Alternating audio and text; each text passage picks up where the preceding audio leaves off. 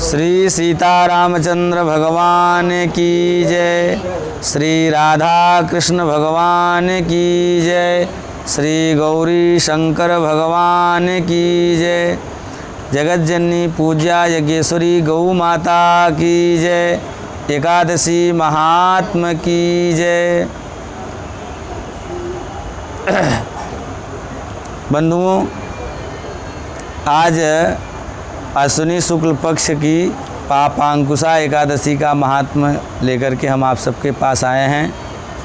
युधिष्ठिर ने मधुसूदन से पूछा कि अब कृपा करके आप अश्विनी मास के शुक्ल पक्ष के एकादशी का महात्म्य में सुनाइए। भगवान श्री कृष्ण बोले, राजन, अश्विनी के शुक्ल पक्ष में जो एकादशी होती है वह पापांकुशा के नाम से विख्यात है। वह सब पापों को हरने वाली तथा उत्तम है।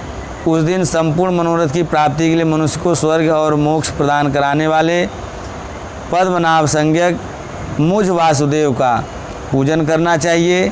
जितेंद्रिय मुनि बहुत समय तक जिस तपस्या के करके जो फल प्राप्त करते हैं वह फल केवल पापांकुशा एकादशी के दिन गरुड़ ध्वज को प्रणाम करने से प्राप्त हो जाता है। पृथ्वी पर जितने तीर्थ और पवित्र देवालय हैं उन सबके सेवन का फल भगवान विष्णु के नाम संकीर्तन मात्र से ही मनुष्य को प्राप्त हो जाता है। जो मनुष्य सांग धनुष धारण करने वाले सर्वव्यापक भगवान जनार्दन की शरण में जाते हैं उन्हें कभी यम की यातना नहीं भोगनी पड़ती है।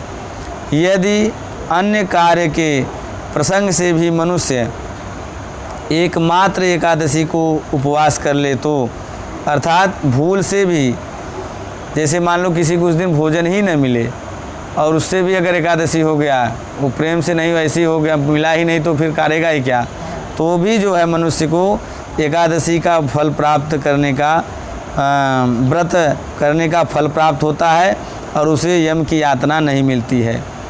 और भक्ति और श्रद्धा के साथ किया जाए तो बात ही क्या। जो पुरुष विष्णु भक्त होकर के भगवान शिव की निंदा करता है वह भगवान विष्णु की लोक में कभी स्थान नहीं पाता है, उसे निश्चय ही नरक में गिरना पड़ता है। इसी प्रकार यदि कोई शैव या पाशपात होकर भगवान विष्णु की निंदा करता है तो वह घोर रौरव नरक में पड़ता है। जब तक कि 14 इंद्रों की आयु नहीं पूरी हो जाती तब तक ऐसा व्यक्ति नरक में पड़ा रहता है। यह एकादशी स्वर्ग और मोक्ष प्रदान कराने वाली, शरीर को निरोग बनाने वाली तथा सुंदर स्त्री धन मित्र देने वाली है। हे राजन, एकादशी को दिन में उपवास करें और रात्रि में जागरण करने से अनायास ही विष्णु धाम की प्राप्ति हो जाती है। राजेंद्र, वह पुरुष मातृ पक्ष की 10 और पिता पक्ष के 10 तथा अपने पत्नी के पक्ष की भी 10 पीढ़ियों का उद्धार कर देता है जो एकादशी का व्रत करता है। मनुष्य और अंत में मनुष्य दिव्य रूप धारण करके चतुर्भुज गरुड़ ध्वज की ध्वजा से युक्त हार से सुशोभित हो और पीताम्बरी धारण करके भगवान विष्णु के धाम को जाता है।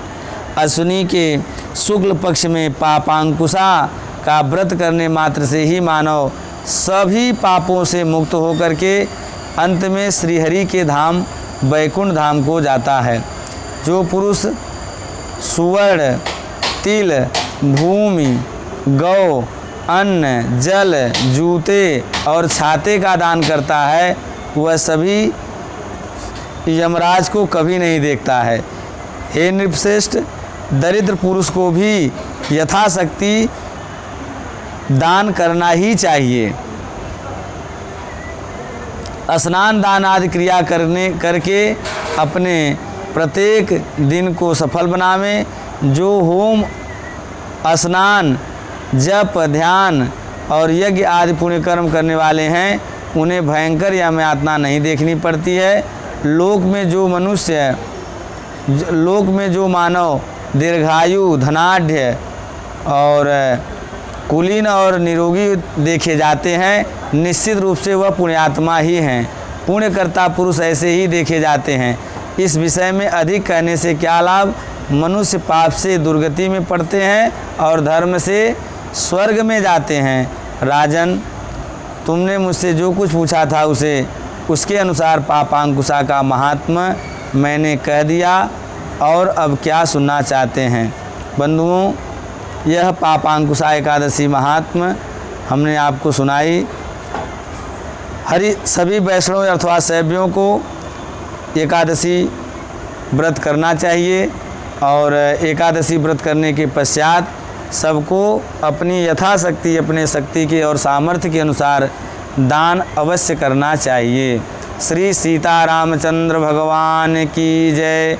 श्री राधा कृष्ण भगवान की जय। श्री गौरी शंकर भगवान की जय। जगत जननी पूज्या जगेश्वरी गौ माता की जय। पवन सुत श्री हनुमान जी महाराज की जय। एकादशी महात्म की जय। सब संतन की जय। सब भक्तन की जय। हरि ओम नमः पार्वती पतये। हर हर महादेव।